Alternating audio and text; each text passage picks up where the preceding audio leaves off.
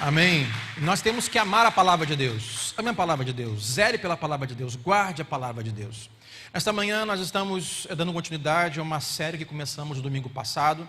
A série chama-se Tudo é Possível. Diga assim comigo, tudo é possível. Não é alguma coisa, não é qualquer coisa, não é de vez em quando, mas tudo é possível. Deus pode fazer tudo o tempo todo segundo a sua vontade. E hoje vamos ler Marcos 9, abrindo com a sua Bíblia em Marcos 9, mas deixa antes dar uma introdução do que vamos falar nesta manhã. Você já passou por uma fase em sua vida que sentiu que nada funcionava? Levante a mão, já passou por isso? Tentou de tudo naquele momento, mas parece que nada funcionava. Nada funcionava. Eu já passei por algumas fases. Sejam elas externas, com coisas, ou até mesmo internas. Sabe aquela fase que você aplicou tudo o que estava à sua disposição, mas nada pareceu funcionar?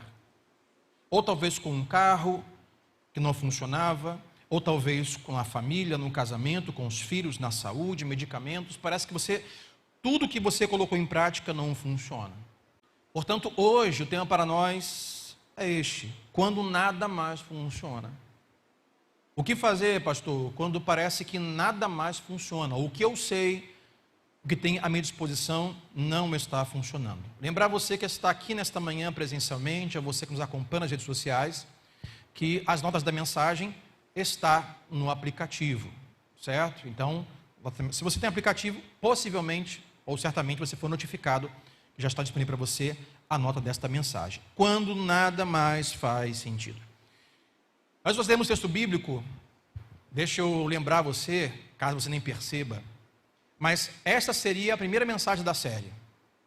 E por que foi a segunda? Porque é o mesmo texto bíblico que o pastor Maurício Fortunato pregou aqui no dia 24 de dezembro pela manhã. Quem lembra? Você lembra? Eu estava organizando essa série de mensagens e de repente ele pregou meu texto. Eu falei, agora já era. Mas fazer o quê? Vou jogar para frente. No domingo passado eu preguei, na verdade, a segunda mensagem da série. E hoje foi o caminho desbloqueado, semana passada, lendo Êxodo 13 e 14. E hoje nós vamos ler o texto pregado pelo pastor Maurício, belíssimo texto, muito bem pregado, mas hoje quero levar você a outros pensamentos, porque assim é a palavra de Deus. Deus traz revelações diferentes a pessoas diferentes para o mesmo texto, contanto que não tentemos dizer aquilo que o texto não está dizendo. Esse é o grande problema. Quando nada mais funciona. Antes de nós lermos, deixa eu dar o contexto. Esse texto narra a história de um pai que está desesperado. Por quê? Porque o seu filho tem um sério problema espiritual. Vamos ler, o seu filho, ele não fala porque há espíritos que o impedem de falar. Esse filho tem convulsões, esse filho passa mal, esse filho desmaia. E enquanto eu li esse texto e meditava sobre esse texto e preparava pensamentos no texto, como eu comecei a lembrar de pais e mães de crianças especiais. Eu comecei a pensar sobre pais e mães que têm filhos, mesmo que seja a forma mais simples ou pouca ou mínima de autismo, ou algum tipo de enfermidade que traz convulsões, onde a criança desmaia, de forma cerebral, a criança fica travada. E como eu fui levado assim pelo Espírito Santo a ter essa empatia por pais de crianças especiais. Talvez seja o seu caso aqui nesta manhã. E vamos ver um texto de um pai, que talvez alguns pais aqui nesta manhã, pelo mesmo motivo, ou qualquer um nesta manhã, por outros motivos, se encontram desesperados com a situação que vive. Parece que tentou de tudo, mas nada mais funciona. Mas lembro-me que no começo do capítulo, depois do versículo 3 e 4, capítulo 9, que vamos ler, diz que antes de Jesus encontrar com esse pai e com a sua família, que Jesus ele foi levado por Deus a subir o monte com 3 dos seus discípulos, Pedro, Tiago e João, chamado Monte da Transfiguração. Eles subiram ao Monte da Transfiguração, chegaram lá e de repente aparecem Moisés e Elias. E os discípulos, Pedro, Tiago e João, ficam loucos, porque Moisés é aquele que morreu e sumiu e não entrou na terra prometida, mas estava lá. Elias é aquele também, grande profeta das Sagradas Escrituras, e eles estão deparando com Moisés e Elias, e Jesus conversa com eles. Pedro fica tão animado, e Pedro não tem palavras para se expressar, mas ainda assim quer dizer algumas coisas. Conhece alguém assim? Que não sabe o que dizer, mas abre a boca para dizer quando não deveria? Não sabe o que dizer, não diga. E Pedro é aquela pessoa que não sabe o que dizer, mas ele quer dizer alguma coisa, que ele diz: Senhor, vamos separar 3 tendas, uma para o Senhor Jesus, uma para Moisés, uma para Elias, e vamos ficar por aqui. E enquanto Pedro diz isso, Deus o interrompe, a voz do céu ecoa assim: eis o meu filho amado, ouçam tudo o que ele vos disser. Marcos 9 e Mateus 17. E dada esta palavra, diz que Moisés e Elias desaparecem. Jesus chama os 3 assim: vamos descer para o monte e vamos para baixo, vamos para o vale. Porque Jesus, eu diria que ele é o Deus dos montes, dos altos, mas também é o Deus dos vales. Porque quando falamos sobre montes e falamos coisas altas, falamos sobre coisas sobrenaturais, transcendentes, milagrosas. Deus é o Deus das alturas. Jesus é o Deus do sobrenatural, do milagre, mas Jesus também é o Deus dos vales. Por quê nos vales, pastor? Porque no vale a pessoa está lá. É no vale que as pessoas vivem. É no vale que o ser humano vive de segunda a segunda. Nós não vivemos o sobrenatural, nós vivemos no normal, no ordinário, no simples, no comum. Mas, por meio de Cristo, experimentamos muitas vezes o sobrenatural e o milagre. Quem crê, diga amém nesta manhã. Mas vivemos aqui, meus irmãos, com gente para votar, com risco de assalto, bala perdida, muitas vezes ganhando mal, calor, com crises emocionais, familiares, internas e externas, que vivemos. Então Jesus diz: olha, aqui está bom, aqui está maravilhoso, aqui é o céu, mas as pessoas estão aonde? Lá embaixo. Então eles descem. E ao descerem, Jesus chega e encontra uma multidão com muitos assuntos, muitas conversas. Ele quer saber o que está acontecendo. Então esse pai desse menino se revela a ele. Então vamos ao texto, Marcos 9, 14 ao 22, para dizer assim o texto na versão NVT. Ao voltarem da onde? Da montanha. Para junto dos outros discípulos, como assim? Ele foi com 3, os demais ficaram lá embaixo. Viram que estavam cercados por uma grande multidão e que alguns mestres da lei discutiam com eles. Quando a multidão viu Jesus, ficou muito admirada e correu para cumprimentá-lo. Sobre o que discutem? Perguntou Jesus. Porque estavam os religiosos e os discípulos discutindo. Sobre o que discutem? Perguntou Jesus. Um dos homens da multidão, que homem é esse? O pai do menino. Não era discípulo nem religioso. Um dos homens da multidão perguntou: mestre. Ele respondeu: mestre, eu lhe trouxe meu filho que está possuído por um espírito impuro, que não o deixa falar. Então, ponto aqui rapidamente. O assunto era esse. Os líderes religiosos e os discípulos de Jesus discutiam sobre o caso do menino. Verso 18. Sempre que o espírito se apodera dele, joga-o no chão, e ele espuma pela boca, range os dentes e fica rígido. Relato do pai.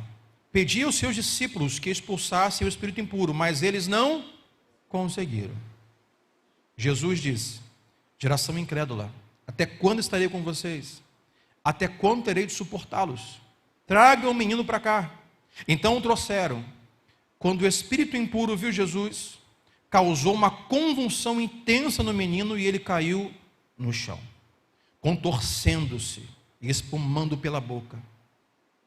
Eu fiquei admirado com o comportamento de Jesus. Jesus foi ao pai do menino e perguntou: há quanto tempo isso acontece com ele? Você observa o interesse, a empatia, a preocupação. Não só de expulsar um demônio, mas querer saber sobre a vida da pessoa. Pergunta Jesus ao pai: meu Deus, o pai, desde quando isso acontece com ele? Há quanto tempo isso acontece?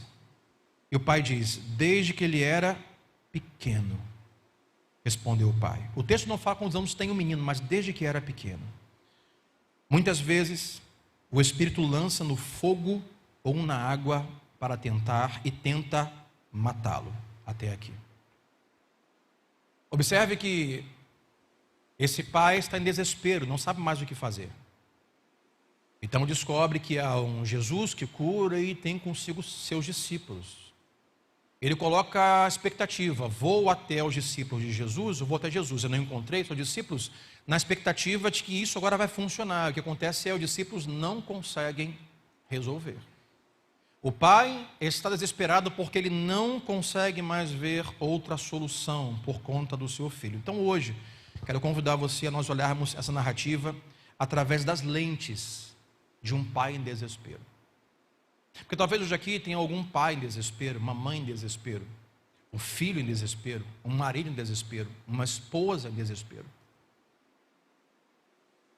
Independente de ser casado ou não, mas alguém que se encontra em desespero por algo que parece que não consegue trazer solução ou resolver. Eu quero hoje ler o texto com as lentes desse pai.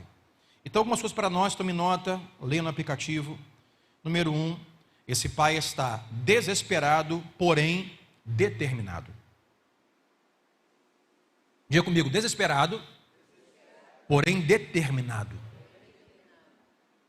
Imagine a vida desse pai, rapidamente. Passeie um pouco para a história na sua mente e imagine como seria a vida, o dia a dia desse pai. O filho, desde pequeno, possivelmente com mais de 12 anos, porque já está com o pai, constantemente tinha convulsões, ia ao chão, desmaiava, além de ser impelido a se matar por meio de afogamento ou suicídio por incêndio, porque diz que o espírito maligno o levava muitas vezes a se matar por meio de fogo ou de água. Dia após dia, por anos a fio, o filho era atormentado. Possivelmente, esse pai teve conversas intermináveis com a sua esposa para discutir qual é o próximo passo, o que podemos fazer para terminar com isso. Possivelmente tiveram que explicar o que acontecia para o resto da família, explicar por que eles não iriam no jantar de final de ano, explicar por que eles não iriam para o sítio com a família, explicar por que estariam ausentes da família, porque a qualquer momento o filho poderia entrar em convulsão. Imagino que quantas vezes esse pai e essa mãe foram chamados no colégio. Olhando, meus irmãos, com a ótica de hoje, ok? Pastor, que colégio? Qual era o nome? Como é que era lá? Ótica de hoje. Quantas vezes esse pai e essa mãe foram levados a uma reunião com a coordenação do colégio para tentar resolver a sua dificuldade de aprendizado, de participar da aula. Talvez chamado no colégio por conta de bullying dos amigos que estavam escarnecendo do sua deficiência emocional, física, cerebral, neurológica. Penso no tempo de ausência do pai do trabalho, porque enquanto trabalhava por muitas vezes, ou por algumas vezes ao dia, o telefone tocava. Naquela época, alguém corria. Corre que o seu filho acabou de ter uma convulsão e tinha que ir embora do trabalho correndo. Fico imaginando o tempo de qualidade de um pai e de uma mãe que não existia. Porque como nós, marido e esposa, poderíamos deixar o filho com a babá para irmos comer uma pizza e passear e namorar um pouco, porque a qualquer momento pode nos ligar. Você consegue compreender? Fico imaginando que essa criança nunca teve a noite do pijama com os amigos. Porque como reunir os amigos em casa para dormir juntos de pijama, porque a qualquer momento ele pode ter uma convulsão e, portanto, a vergonha da família com o filho. Quando você começa a olhar com essa ótica do que nós conhecemos, é desesperador. Esse pai está desesperado, não sabe mais o que fazer. Visitas em casa, não recebiam muitas, com vergonha de repente o filho entrar em convulsão. Fica imaginando com o olhar de hoje as horas incontáveis em terapias, com psicólogos, com profissionais, para tentar encontrar medicamento, terapia, tratamento para esta criança. Tentaram tudo e não sabiam mais o que fazer. Essa foi a hora de conseguir ler e entender o possível desespero que esse homem tem. Mas uma coisa que me chama a atenção, o quanto ele está determinado em resolver o problema e fazer alguma coisa. Enquanto ele vive isso, enquanto ele busca auxílio e ajuda, Pedro, Tiago e João estão na montanha vendo o sobrenatural, tendo experiências no transcendente, mas enquanto isso no vale, o pai estava em desespero. Já sentiu assim alguma vez? Você olha ao redor, parece que todo mundo está vivendo o transcendente. Você olha ao redor, parece que a vida de todo mundo é organizada, só a sua que está uma bagunça. Só a sua que é o caos. Olha para o lado, está bem, ou está com dinheiro, ou o Instagram dele, todo dia tem feed. Ah, lá, passeou, se formou. Aí você vai para a sua vida e você vê dificuldade no casamento, na família, e você acha, só eu estou vivendo isso, mas isso não é verdade. Muitos hoje estão sofrendo questões indissolutas, impossíveis, assim como você e eu. Esse pai está desesperado, porém ele está, diga-se comigo, determinado. Determinado, embora esteja desesperado. Esse pai se sente indefeso em sua busca por Jesus. Ele vai buscar Jesus, o que ele encontra são os seus discípulos, que nada podem fazer. Mas só porque o homem não pode fazer, não significa que não pode ser feito. Não é porque o discípulo, o homem, não pôde resolver, não quer dizer que é impossível de ser resolvido. Portanto, anote aí, cuidado para não esperar das pessoas aquilo que só Jesus pode fazer. Se esse homem, para os discípulos que nada puderam fazer, ele voltaria para casa mais uma vez frustrado, desesperado. Poxa, confiei no pessoal de Jesus, confiei no discípulo de Jesus, e eles nada puderam fazer. O que será da minha vida agora? Não espere de pessoas aquilo que só Jesus pode fazer. Deus usa pessoas, pastor? Usa, mas tem coisas que só Deus pode fazer. Então não pare na impossibilidade, que o pastor orou e não adiantou, que eu pedi conselho e ele não veio, que eu esperei visita e não aconteceu, que eu esperei que alguém resolvesse, que me desse um emprego, que mudasse a minha vida e não veio, fiz o curso e não aconteceu. Cuidado para não esperar de pessoas aquilo que só Jesus pode fazer. Os discípulos nada puderam fazer, mas o Pai está determinado a encontrar Jesus. Quando estamos desesperados, quando estamos lutando e parece que é impossível a resolução, nós temos duas opções. A primeira é desistir, e essa não deve ser uma opção para nós. E a outra opção deve ser encontrar ou ir ao encontro de Jesus.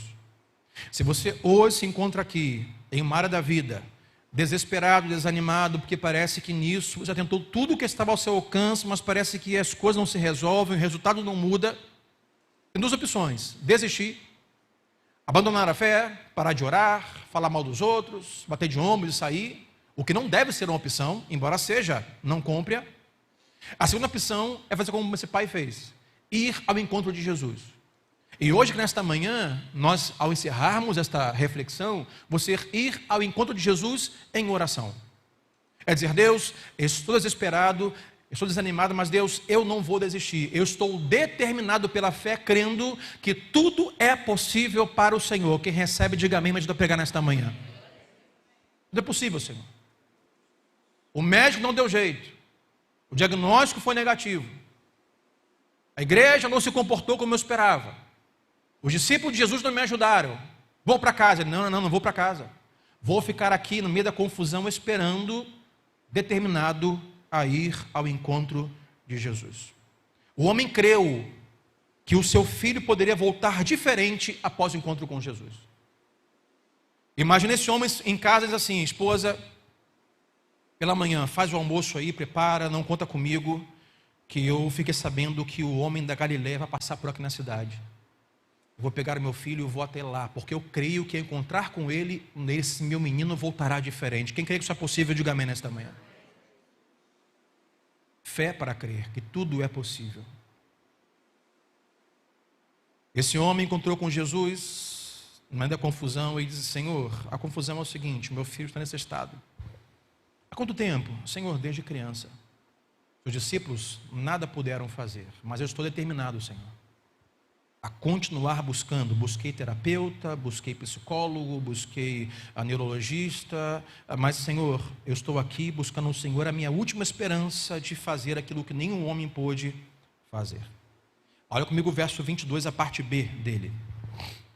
Esse homem diz: Senhor, tenha misericórdia de nós e ajude-nos se puder. O que me chama a atenção aqui é, esse homem não clama pelo seu filho, ele clama também por ele.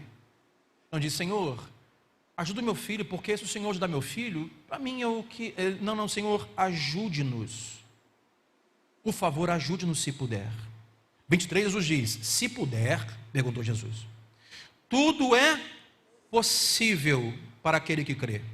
No mesmo instante, o pai respondeu: Senhor, eu creio, mas ajude-me. Aí eu penso entre linhas, assim, tá, mas se você crê, ajuda com o quê? Senhor, ajude a superar a minha incredulidade, porque eu creio, mas eu tenho dúvida. Senhor, eu creio, estou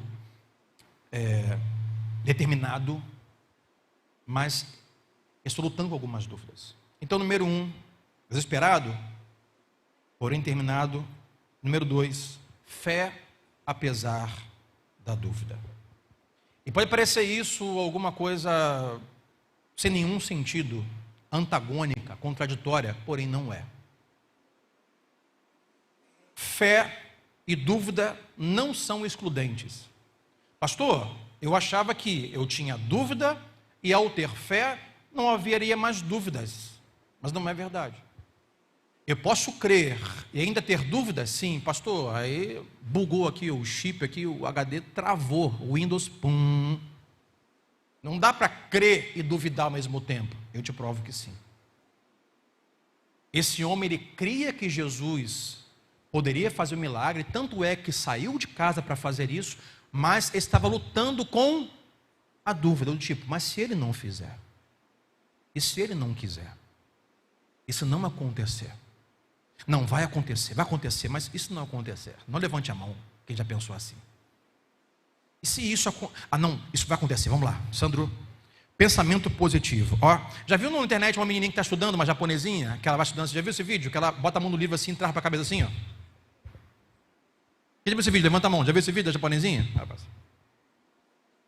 Aí você anda assim dentro de casa. Não. Pensamento positivo. Ó, vai acontecer. Recebe, vai acontecer.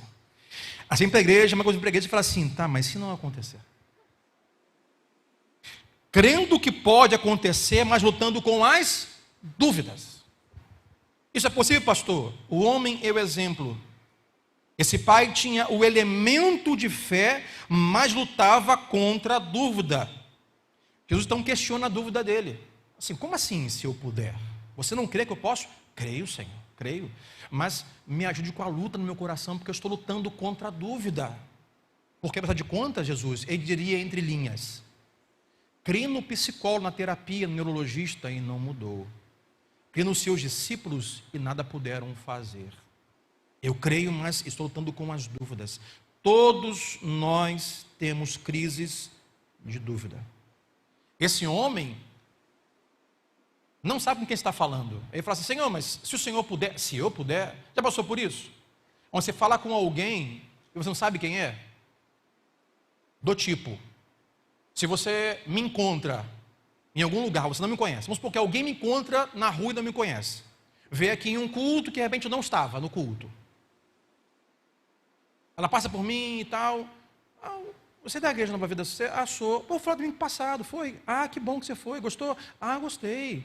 Lá, né, é legal lá o auditório, né, o banheiro tá em obra e tal. Ele fala comigo, ele não sabe que eu sou pastor da igreja. Aí começa a falar um monte de besteira. É igreja nova, né, fundaram, agora tem, acho que foi no passado, né, que fundaram. Eu digo, 35 anos. Não lá, aí começa a falar um monte de coisa que não tem nexo, sem saber com quem está falando. Esse homem, ele fala com Jesus, mas ele talvez não saiba tudo sobre Jesus. Ele sabe que Jesus é um curandeiro que apareceu, que é alguém que faz milagres, as pessoas seguem, mas ele não sabe talvez exatamente que Jesus, que está diante dele, é o Filho de Deus encarnado, o Todo-Poderoso, o que tudo pode fazer, que criou os céus e terra, o que fez os mares, fez a raça humana, criou tudo que existe, ele não tem muita ideia do que a gente está falando. Ele fala assim, se eu puder, como quem diz, Jesus diz, esse cara não sabe o que está falando. Mas Senhor, eu estou lutando contra a minha dúvida. Esse é o ponto. Todos nós temos crise de dúvida, vou te provar isso na Bíblia. Quando lemos Hebreus 11, lá tem a lista dos heróis da fé. Ele vai dizer, pela fé Abraão, pela fé Noé, pela fé Isaac. Aí vai dizer, heróis da fé, pela fé, todos os homens de fé. Aí você volta e lê o Antigo Testamento e você descobre, esses homens de fé tiveram dúvidas. Pela fé Abraão isso, leia Gênesis, pela dúvida nasceu Ismael. Porque Abraão recebeu a promessa de que ele e Sara gerariam um novo povo no meio de um filho, mesmo sendo velhos e estéreis. Mas na dúvida, ele pegou a sua empregada e fez um filho nela. Ismael é fruto da dúvida de Abraão. Pedro, homem de fé, é um Pedro. No meio do mar, é um fantasma, não sei quem é, sou eu, Senhor, se é o Senhor, manda que eu ande sobre as águas, venha Pedro e vai andando. O andar sobre as águas é fruto da fé, mas o que acontece no meio do caminho? Ele duvida, ele afunda. O afundar é fruto da dúvida. E poderia estar aqui outros e muitos outros casos. Por exemplo, João Batista. João Batista foi o cara, ele veio antecedendo o Messias, abrindo o caminho para o Senhor. E quando ele apontou Cristo, eis o Cordeiro de Deus, que tira o pecado do mundo, eu não sou digno de desatar suas sandálias, ele é aquele que viria, não sou eu, ele é maior, que ele cresça, o que eu diminua. Ele vai dizendo, esse é o Messias, cheio de fé, João Batista, até que é preso. E quando ele está preso, ele chama um discípulo e fala assim, vá até Jesus e pergunte para ele. Lembra desse texto? Se realmente ele é o Messias ou se temos que esperar outro, fruto da sua dúvida.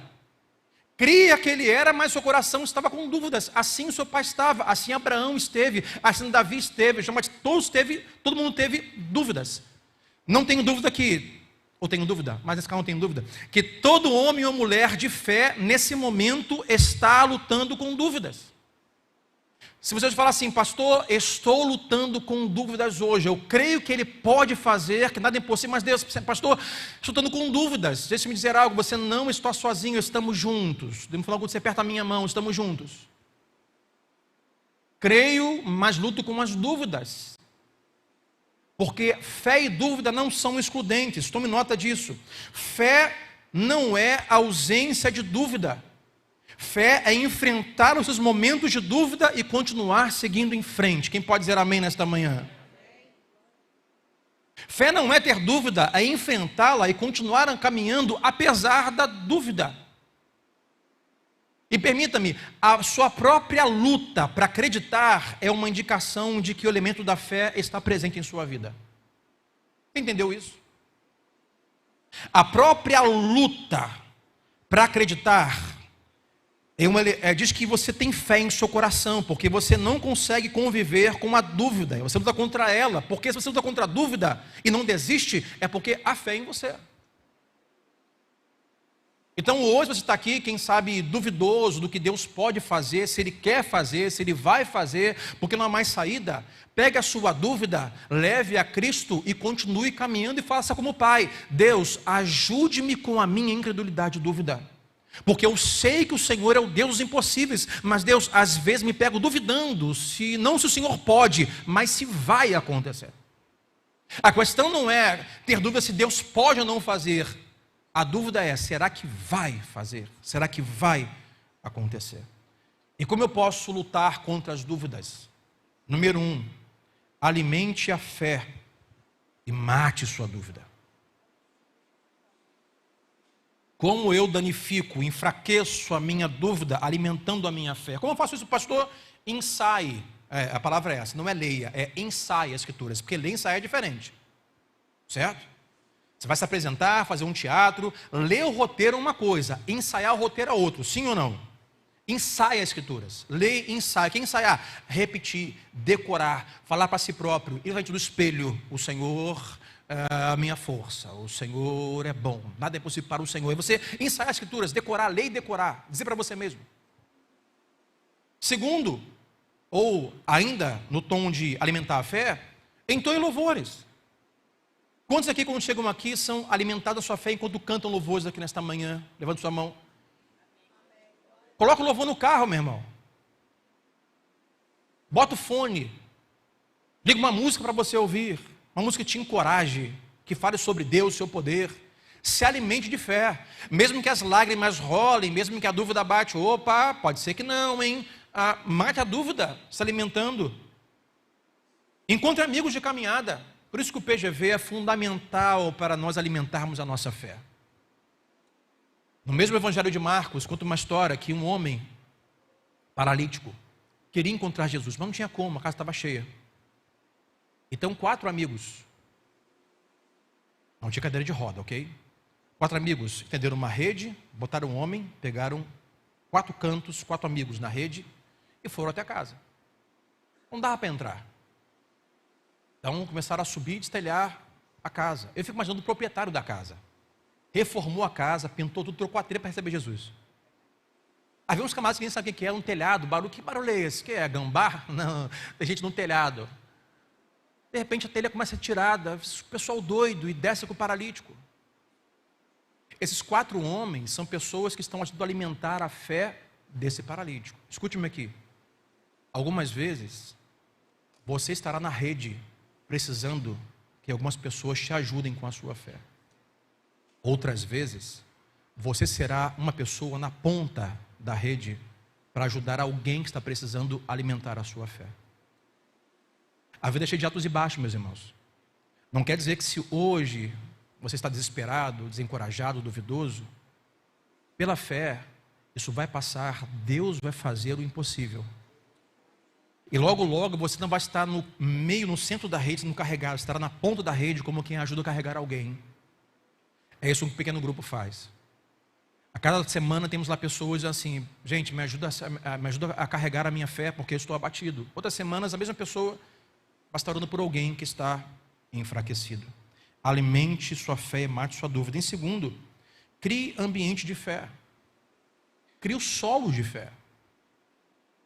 Sabe, você não vai plantar, você tem que preparar o solo.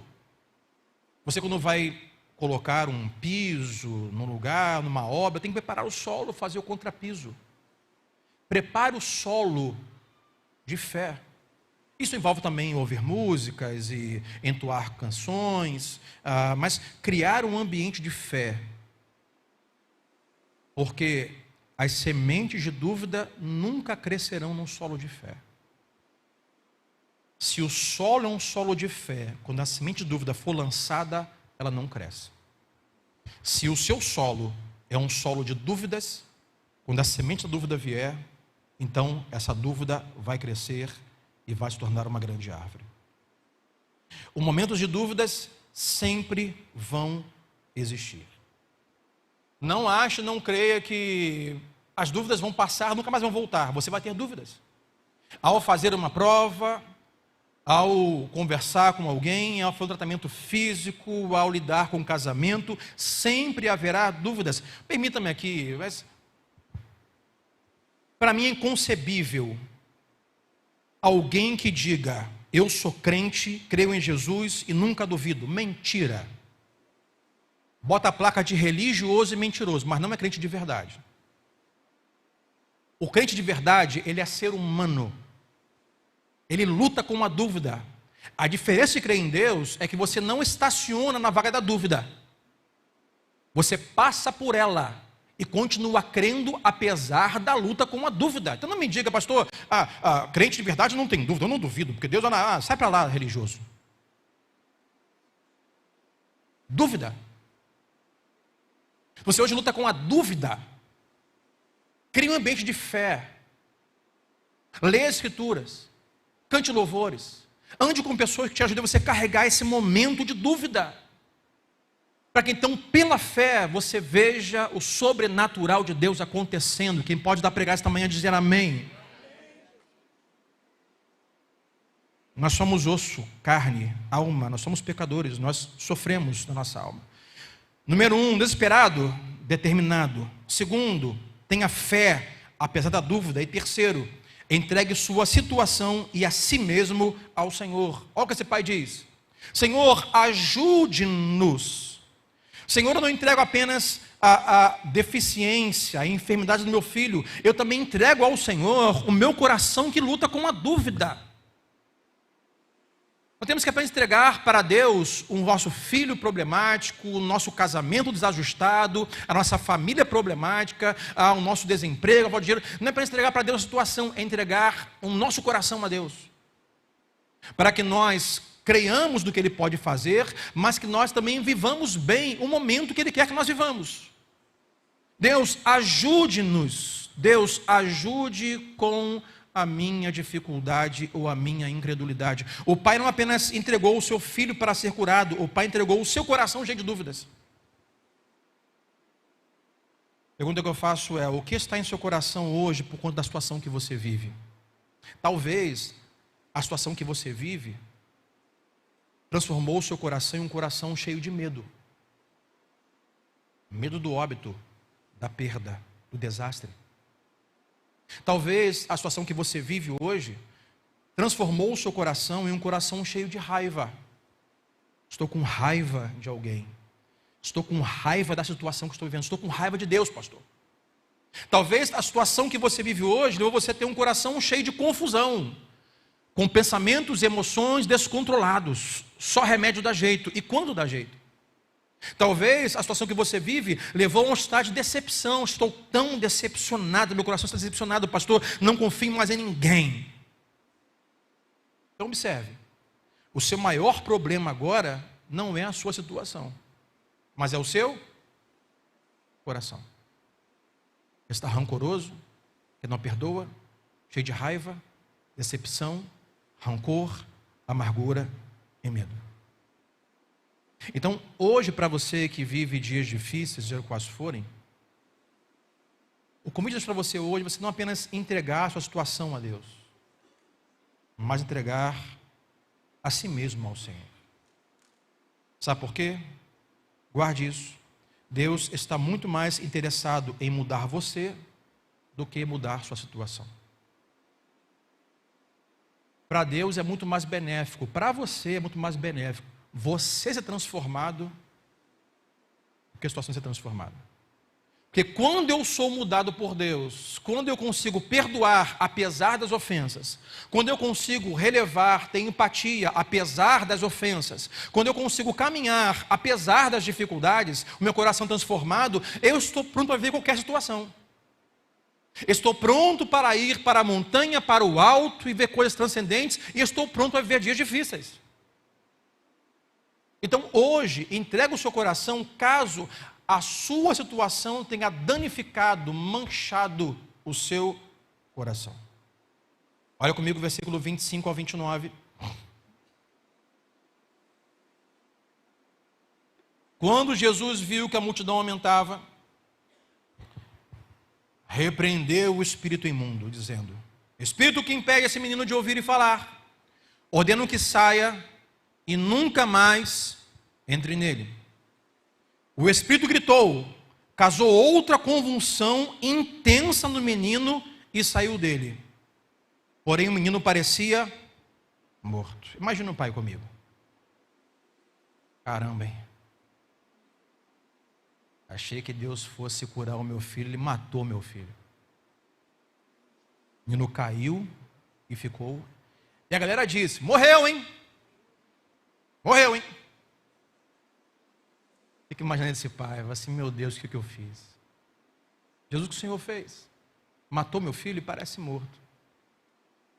Só que ele não estava morto. Sabe o que eu pensei quando eu li isso? Algumas coisas, porque ficou pior ou não ficou pior? Algumas coisas vão piorar antes de melhorar. Quem recebe aí? Diga para o seu irmão assim, diga para o seu irmão: algumas coisas vão piorar antes de melhorar. O negócio ficou pior. O final, a gente sabe como termina. Não tem ninguém morto, mas ficou pior. Estou aqui agora com algumas dores nas costas. Tenho dores lombares constantes. Está bem pior depois do acidente. Mas eu creio assim, essa palavra eu peguei para mim: Senhor, vai ficar pior antes de melhorar, não vai? Eu digo, vai. Vai piorar antes de ficar bom? Vai. Porque se não fica pior, a gente não medica, sim ou não? Se não ficar ruim, a gente não procura profissional, sim ou não? Ficou pior do que estava. Um murmúrio correu pela multidão, verso 26 ainda. Ele morreu, hein? Mas Jesus o tomou pela mão e o ajudou a se levantar, e ele ficou de pé. Quem pode dizer glória a Deus esta manhã?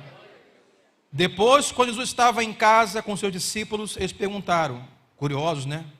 Jesus, por que a gente não conseguiu expulsar aquele espírito imundo? Jesus respondeu, essa espécie só sai com oração. Número 1, desesperado, porém determinado. Número 2, fé, apesar da dúvida. Terceiro, entrega a situação e a si mesmo ao Senhor. E quarto e último, milagre em meio ao caos. Esse pai vivia o caos. E quando encontrou Jesus, parece que as coisas ficaram piores. Parece que o menino estava morto, mas não estava. Por quê? Porque o que parece estar morto, na verdade, está apenas aguardando Jesus acabar de trabalhar. Vou repetir. O que parece estar morto na sua vida hoje, quem pode dizer glória a Deus, está apenas aguardando Jesus acabar de trabalhar. Ele está morto. Não, ele só não terminou o serviço ainda. Pastor, meu casamento, eu oro, parece que morreu. Jesus estava fazendo e piorou. O meu filho, pastor, as minhas emoções, não morreu ainda. Ele está só trabalhando. Ele não terminou ainda. Não julgue um médico no meio da cirurgia. Vai dizer que depois que todo mundo gritou assim, morreu, hein? Jesus pegou na mão dele e falou assim, levanta. Só para esse povo ver que você não estava morto. Só não estava pronto ainda o milagre que eu ia fazer. Para muitos aqui hoje, o seu milagre está em processo. Não terminou ainda. Deus ainda está trabalhando, Ele está fazendo. Vai chegar o tempo, esse mês ainda, ou 2025, que Deus vai pegar pela mão o seu milagre, agora levanta e tem a realidade, porque agora está terminado o trabalho. Quem pode me ajudar a pregar, levantar as suas mãos, aplaudir o Senhor nesta manhã. O nosso milagre está em processo. Milagre em meio ao caos. Jesus desce da transcendência do monte da transfiguração, desce para encontrar um homem desesperado no meio do caos. Então crê nesta manhã. Deus não é um Deus distante, Deus é um Deus próximo, que hoje, nesta manhã, não só se empatiza, mas abraça o seu caos com o poder de fazer coisas impossíveis. Deus desce para encontrar uma família em caos. Ele ainda é o mesmo Deus. Alguns de vocês estão apenas passando pela formação do seu milagre. Está em processo. A sua família, o seu casamento, as suas emoções, algo em seu redor, eu não sei. Mas crê nesta manhã que tudo é possível àquele que crê. Diz Jesus ao homem, tudo é possível e que crê. Então Deus me ajuda porque eu creio, mas estou lutando com a minha incredulidade. Hoje, com a sua dúvida, faça como esse homem fez. Senhor, me ajude com as minhas dúvidas, incredulidades, Deus. Mas nesta manhã, Deus, eu creio que o Senhor tudo pode fazer na minha história e na minha vida.